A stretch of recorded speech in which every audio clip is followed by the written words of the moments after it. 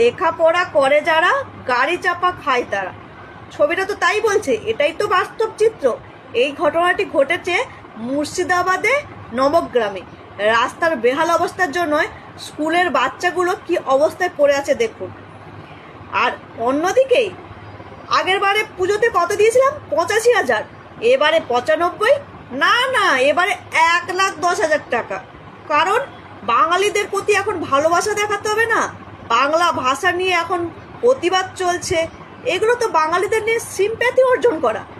আর কিছু তোলামূলের লোকজন আছে, জ্ঞান দিতে চলে আসবে। আগে 34 বছরের রাজ্যের কি জল হয়নি, বৃষ্টি হয়নি, রাস্তা কি খুব ভালো ছিল? আরে ভাই, আগের যুগে কি তুই বাস করছিস? এখনকার যা হচ্ছে তা নিয়ে কথা বলবো না? এখনকার তাহলে কি আগের যুগের যা হয়েছিল তাই নিয়ে পড়ে থাকতে হবে? আর এই রাজ্যে ওই হয়েছে, ওই রাজ্যে ওই হয়েছে। নিজের বাড়ির চাল ডাল না থাকলে অন্যের বাড়ি খোঁজ নিতে যাস? চাল ডাল আছে কি না তা অন্যের বাড়ির লোক রান্না করে কি তোমার পেট ভরিয়ে দিয়ে যাবে? এই হচ্ছে অবস্থা।